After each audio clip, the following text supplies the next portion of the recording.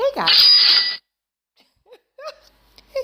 Ooh, child. Yes, Lord. Keep sending it. I don't even know where that money came from. Lord keeps. Listen. Let me just tell you, okay? Actually, I'll speak about that in a few minutes. Hey guys, it's your girl, Kizzy Rock. And yes, Kizzy Rock is my birth given name. Happy Friday. Want to say hey to all my subscribers, new as well as season. I got a word for you. Tap in. Happy Friday, guys. So, I'm responding to a good sis who emailed me in regards to she's one of the individuals who have a hard time struggling with boundaries, with guarding her heart, things like that. So I'm just going to tie her topics into this one email. You guys heard something just, it wasn't my Cash App, something just went off just now where some money came in. I'm going to speak about that because, and it happened just in the perfect timing, because she wanted me to also speak about, she's also have a gift of serving, giving, gift of generosity, but struggling with boundaries in that area as well. So she's struggling with boundaries in like relationships, as well as family, as well as within her gift. So I'm going to tie all that together. So I want to start with, let's start with romantic relationships of whatever sorts. Here's the thing, as women, and I'm speaking specifically to women right now, and just, again, it's never a one-size-off category or topic or one-size-fit-all situation.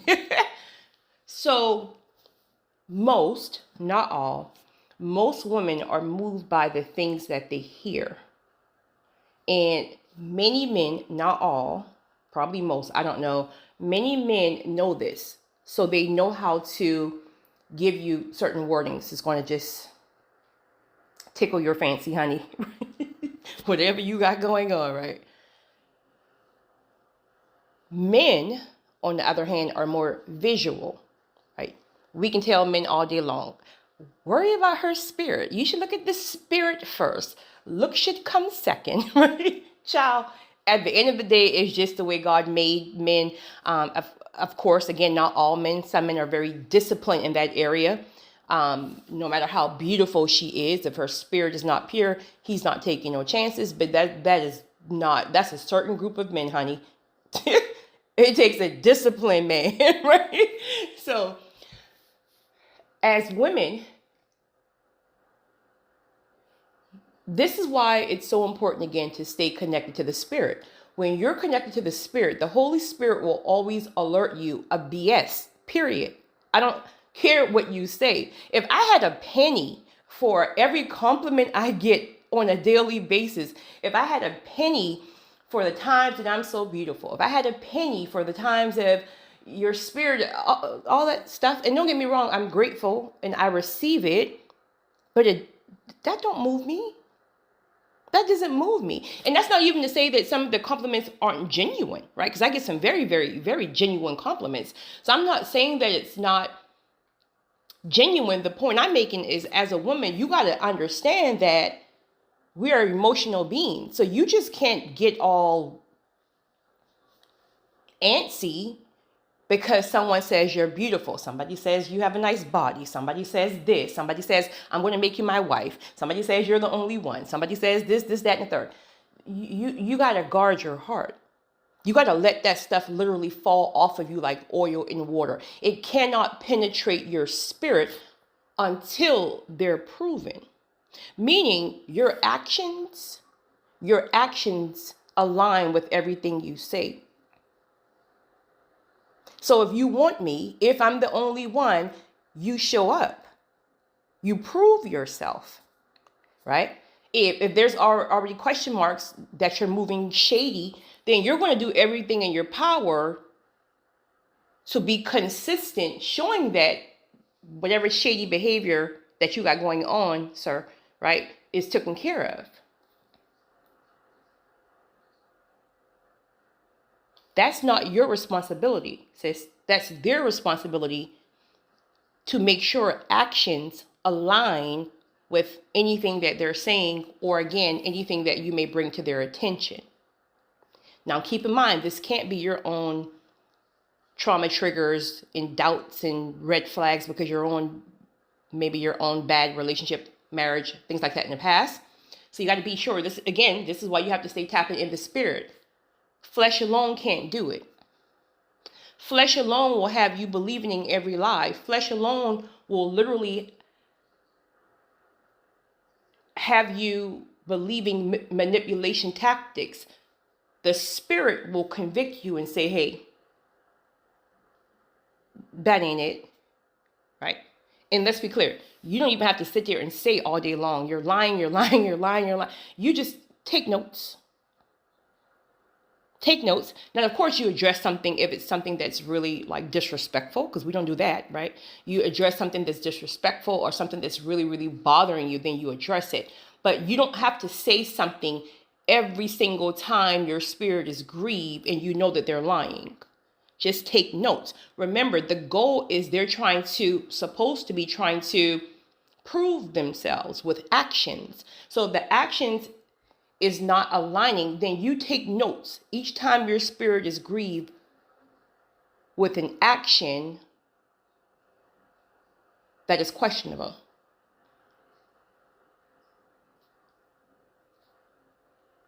And I can give you a number of, never mind, because I'll get too far in it and then the video will be even longer. But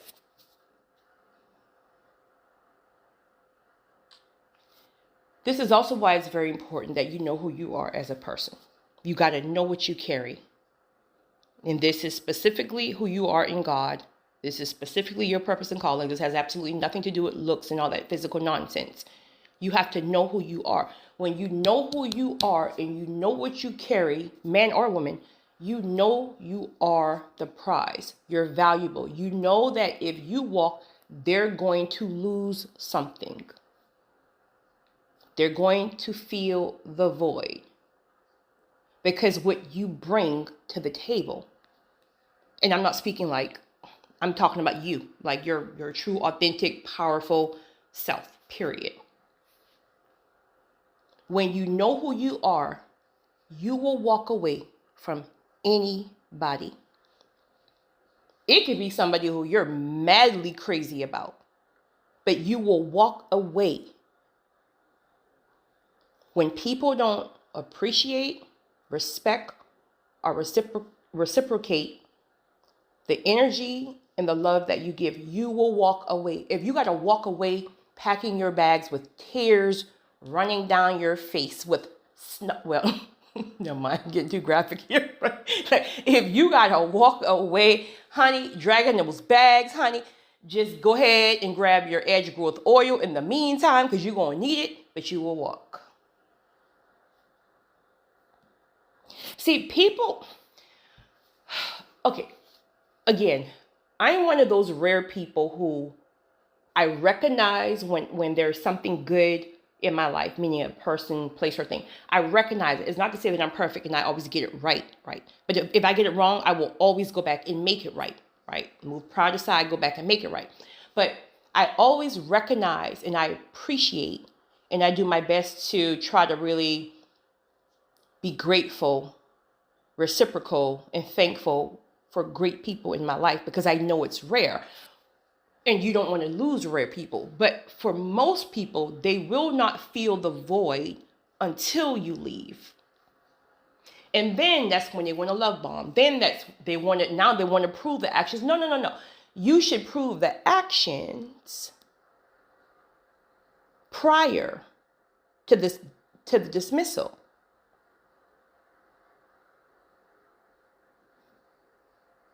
So you got to walk because some people won't even realize what they have until you walk. Does that say you go back? Who knows? That's between you and God. God may send you back. He may not. It just all depends, right? But you got to make sure you hear from God. The person could maybe work on proving their actions and proving to you and becoming. And so that's a whole nother situation of a situation that can go in a different direction. But it really just all depends. But if you heard from God that this person is like really not your person, this person is a certain kind of way and they're just never going to change, and you like just go ahead, shed those tears and keep it moving, point blank, period. It's boundaries. You have to demand your respect, men or women. For my good bros, this is popping up, so I think I have a good brother listening. Bro, if she's not reciprocal, and that doesn't mean like whatever you're doing, she has to do the same thing. No, no, no, no. If she's not reciprocal, you're doing your part as a man. Like you're showing up. You've had actions to prove to her that you're not cheating. She is the only one. You've made actions to provide and all this other stuff. And then she's still bringing you drama when you have given her no reason to bring you drama, right? There are certain things you need from her, but she's not showing up. But yet she's doing everything else that she wants to do, even when you made it clear that there are certain needs that you have. You got to walk, bro. You got to walk. I don't care how thick she is. You got to walk. You got to let people miss your presence. And again, this is why I stated in a recording maybe a day or two ago, this is why you do this is the whole point. This is why you do your part. I mean, aside from the fact that you should do your part in general, right? Because it's the right thing to do, but also do your part. And I mean, do it good, real, all caps, real good in absolutely every area. Because when when it is time to walk, they're going to catch hell trying to replace you. Sometimes you got to let people go and bump their heads. You got to let them go. You got to let them go and bump their heads where the next persons they meet after you is going to straight drag them. And then they're going to realize like, wow, I'm the idiot. Like I had this great person over here and now like everybody I meet is just straight like shiesty, straight toxic, straight users, abusers. You got to let people go and bump their head. Period. Got to know who you are. You're chosen. You have choices. There are people literally waiting. You don't even know there's people waiting on you. You have a line of people waiting on you, but you don't even know that because you're too entangled with this nutcase over here, right? And so your energy, when you go places and you meet other people, people are afraid to approach you because your energy is off. Because your mind is all wrapped up on this nutcase trying to figure out why they didn't call, why they didn't answer, why they're moving funny, why they didn't do this, they didn't do this. Like your energy is all the way off. People can feel your energy. And they may misinterpret that energy for being something completely different when really it's not. It's just you and your own mind trying to deal with this soul tie or whatever you done got going on over here. But you can't do that. Do you know how hard it is to walk away when you don't know who you are? Do you know how hard it is to walk away when your self-esteem is to the floor? And that typically happens in very, very toxic relationships. Trust me, I've had one.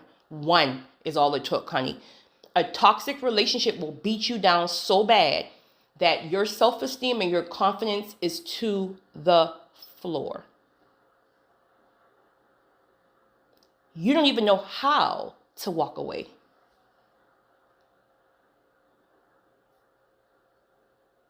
So it's hard to walk away if you're in that season. So the first thing you have to do is really start working on yourself, getting back connected with God, your purpose, your calling, and really, because once you start to get yourself back together, and that probably is going to have to mean pulling away because it's sometimes it's hard to heal in the same environment that has traumatized you. So if you have to take that leap of step and just leave with just your freaking plastic bag, that's all you got, right? Like if you got to just walk away and leave and allow God to heal you and work on you from this toxic relationship or marriage in order to get you back built to your core, once he establishes you and gets you back aligned, you will be so upset with yourself that you allow somebody to play in your face like that. You can't see it now, right? Because them souls are like, listen, straight gone, right? Something have you straight gone. You can't see nothing, right? But this is why it's obedience over emotions. God will make it very clear to you when the course has, like, okay, so when you're in the thick of it, you're in the thick of it. Like it's almost like you can't even hear God. Like even if God is trying to get your attention, you can't even hear God. But as time go on, when you start getting to the end of it, you will be willing and wanting to leave. Like you don't even like this nutcase anymore. Like seriously, you don't even like. I don't even like you. Don't even walk by me. Don't. You don't even like this person, but you can't even leave. If that ain't a soul tie, if that ain't some type of demonic entity, what is that? Why can't you leave a person you don't even like? That don't even sound right. Like, seriously. So towards the end of it, when it's coming to a head, you will start to feel a grace that you did not feel within the middle of it when you're in the thick of it. There's a grace. And don't get it twisted. You still will have that reservation about leaving because you've gotten comfortable in that toxic environment. But there will be a grace where if you just take the step, God will, and you got to invite God in. Personally, what I've learned, maybe all, I don't know, you got to invite God in. You have to literally say, God, okay, at this point, obviously I don't know what the heck I'm doing. I don't know what I'm doing, right? Can you please show me, guide me, give me the strength to take the step? He will literally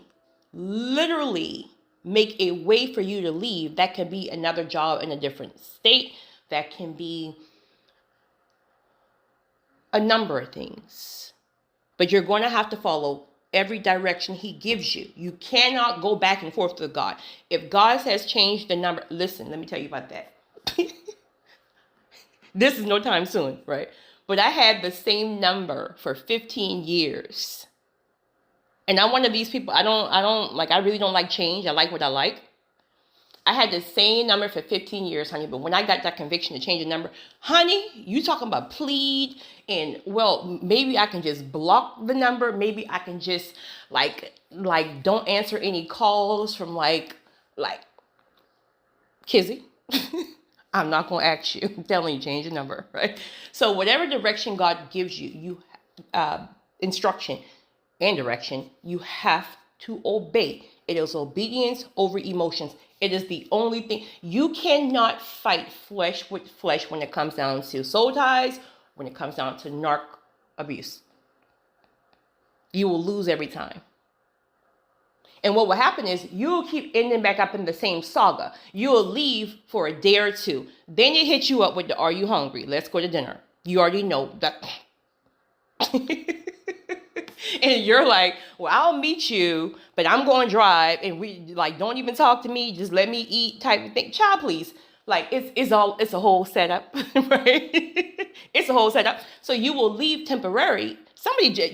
You just did that last night, right? You just went to dinner last night, right? You was done, honey.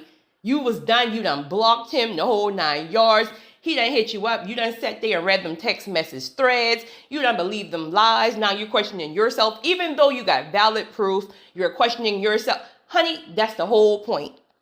That's the whole point. Obedience over emotions, because you will let those emotions get all entangled and you're back in that spider web.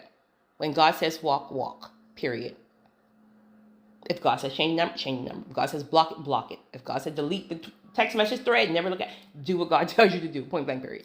So boundaries. So yes, sis, guard your heart. Just because somebody tells you something with their mouth. Like, I look at people all day long, just speaking in general now, right? And I'm like, yeah, Just smile and be cute, very demure, right? I'm listening, right? You listen, but you know within your spirit not to let it penetrate you, because your spirit already alerts you anyway. Your spirit already alerts you anyway. You know they got something else going on. You know it. You feel it. You feel it. You're a chosen one. You're an impact. You feel they got something else going on. Even if you haven't touched it, even if you haven't discovered it, you know there's something else going on. So move fast forward to family, sis. The same rules apply. The same rule apply. At the end of the day, we were giving family. We didn't choose them. If you're honest, you wouldn't choose probably a third of them in your entire family anyway. But the same rule, boundaries. Guard your heart. They're people just like everybody else. So if you feel the same type of grieving in your spirit, if they're playing with you all kind of way by disrespecting you, let it be a narcissist in the family or whatever, if they're playing with you, disrespecting you, they're just causing all type of foolishness within the family, you only hear from them when you want something, this, that, and the third. Same thing, boundaries. Boundaries is what's going to also help you to guard your heart. Guarding your heart just means you don't let everything that you just got to put like this protective guard over your spirit until people prove themselves first. Not what they're saying, right? Boundaries. Because what happened is when somebody betray you, when somebody is disloyal, when you find out somebody has lying and manipulating you, it will break your spirit so bad that you have a hard time recovering from that thing. God can't even use you in the way that he's using you. And also, you will start to develop a disdain for helping people. That's the one thing you don't want to do, because if God has called you, and in your case, yes, because you say you have the gift of serving, generosity, etc., etc. So God literally gave you that spirit to be able to tap in and to feel things so you can be sure that you are in alignment to help the people that he, all caps, God is calling you to help versus yourself. But if that spirit, if your spirit and your heart has been hurt and tampered with too much from all the wrong people, the ones that God didn't even call you to help, you're going to develop a disdain for the very gift that God has blessed you with. So let's jump forward to that. Right? I'm called to be a server in different areas. I have the gift of generosity in different areas, but all caps, I'm tapped in. I'm tapped in. I can only help the people that God instructs me to help. I'll give you an example, because you wanted an example. So that just popped in my head. All right. So for a couple of days, I felt like God was calling me from YouTube, right? And he still is, but not like that, meaning just not all day, every day, that type of thing. And I feel like he's pulling me somewhere else. So fast forward, when I tapped in and I got disciplined to kind of shut everything down, he instructed me, or he prompted me about this hurricane, Hurricane Milton that was in Florida. And I was like, I don't think I got peoples in Tampa. I don't think. And then he directed me to a certain site. See, this is how you know when it's God, because you're not doing it. The Spirit is guiding you. So he directed me to a certain site. And within this site, as I'm reading just people's comments in regards to them, they're just kind of like rallying around each other about packing, or, hey, you can come stay at my place because I'm more inland. Like, do you have kids? Do you need formula? Like, it's one of those sites where they're kind of just helping each other. But then I came across two particular people out of probably over 1,000. There was a prompting in my spirit to reach out to these specific people out of the hundreds, thousands. There's a prompting. He will prompt you. Flesh would have me reaching out to 1,000 because I don't know which ones he would want me to reach out to. He just told me there's somebody he's going to use me to help with Hurricane Milton, but there's a prompting. So when I message both of these people, I'm going to show you how you have to use your wisdom and be smart and be guarded. When I messaged both of these people, one in particular was a young lady. She might be like 20, 21. She has a 2-year-old son. They were in 45 minutes out of Tampa, called something county. I can't remember. And then the other was also somebody who had just relocated to Florida she literally fled from a horrible, horrible divorce. I learned all this throughout the last 2 days, right? Also had a 4-year-old, and she was really, really afraid because she relocated to get away from this abusive marriage, end up in a situation where she left with nothing on her back, just her and her baby, don't even have grocery stock in the house, etc. So then God said, okay, these two I alerted you to, I want you to help them. But this is how you're going to help them. You see the difference, right? This is how you're going to help them. And this is how you're going to test them. So for both of them, okay, you don't have groceries. You don't have baby supplies. One of the babies had the flu, didn't even have medication. So do you feel comfortable giving me your address so I can send Instacart to your house directly? Tell me what the groceries are, I'll send it. Absolutely, please, yes. Baby Tylenol, baby wipes, this, that, and the third. Da, da, da. Okay, well, they really already passed their test. Because the average person would say, no, don't send nothing here at Instacart. Send me the Cash App, blah, blah, blah. No, they passed their test. So for one of them, I did send the Instacart, and then the other one I just gave the Cash App to because she had already proven herself. After that, it has been 2 days. Nothing about speaking about how God had to literally attach us together. Now, we're speaking in general about their situations, but God is all in the mix. So God will use you as a vessel. He will prompt you and tell you who to help. He will also prompt you and convict you when somebody is attempting to use. You cannot use a chosen person. You cannot manipulate or take advantage of a chosen person. You just can't. If they stay tapping, you can't, because God guides and leads them. When you're trying to help the wrong person, the conviction will pop you right upside the head, clear as day. And I don't care who it is.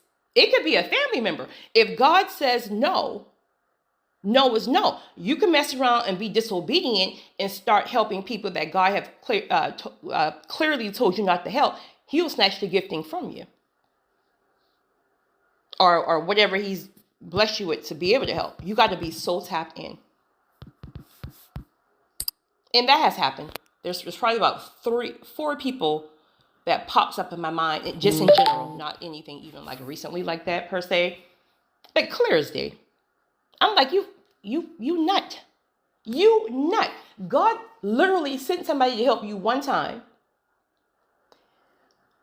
Or in fact, He may have sent you to help this person ongoing. Who knows? And because of your greed,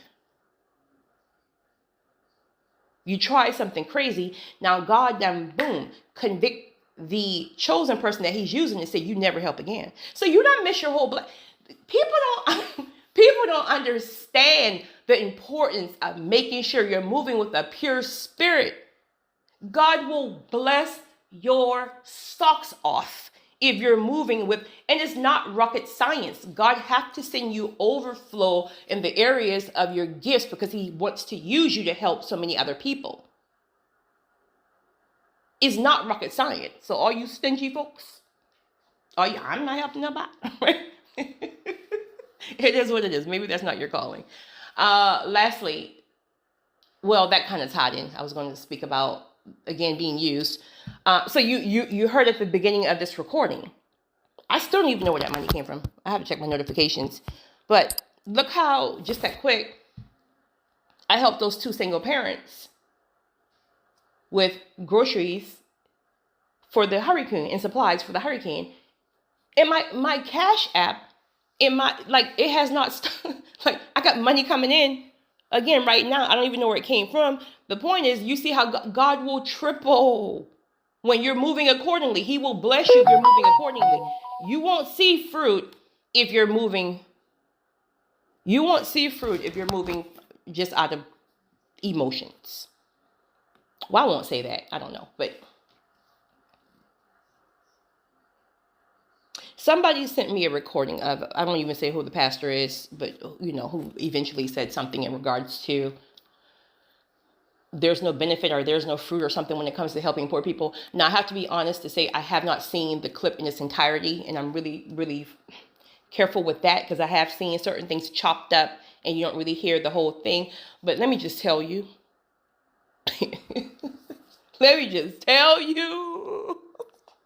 honey, if you are called to help people, or just in general, you want to help people,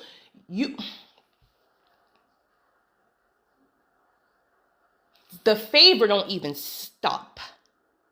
There is so much favor on my life because each and every time that God, all caps, God have used me or called me, and I make sure I'm aligned to help and do whatever it is that he needs me to do. When it comes down to people who are unfortunate, the favor don't stop. I'm talking about ending up in rooms that you ain't even really supposed to be in those rooms. Only God got you in those rooms. Connections with people that you would have never, like it branches off in so many different areas. So the favor doesn't always like really just return the way you gave it. It's open doors. It's great relationships. It's this, that, and the third. Like, if you think or assume that helping people less fortunate from a genuine, pure heart and spirit won't get you favor and return blessings, then clearly you've never helped somebody, because God will show up and show out. Most importantly, the person will know that God used you and sent you because it's something personal. They had God, like those two women, like I think one had like literally $17.66 in her bank account. She shared all this stuff with me, right? She didn't have to, but she was just doing it like, I don't even know you. Out of everybody on the forum, you found some random person. Like, I'm like, that's how God works. So obviously you've been doing what you're supposed to be doing. Obviously you've been holding off and waiting to trust God. So he had to show up and show out through me to prove to you that your faith in walking away from that horrible marriage, your faith in trusting him and trying to buckle down inside this apartment, right, with no food. You could have gone out there and stole some food. You didn't. You stayed faithful. So he had to show up. That's how God moves. Sometimes it's at the very last minute. That's frustrating, but sometimes that's what it is, at the very, very last minute. So she's blessed. First and foremost, God got the recognition. She's blessed. Somebody just sent me some money. I don't even know who it is, honey, but let me go check, right? You guys have a great one. Have a great weekend. It's your girl, Kizzy Rock.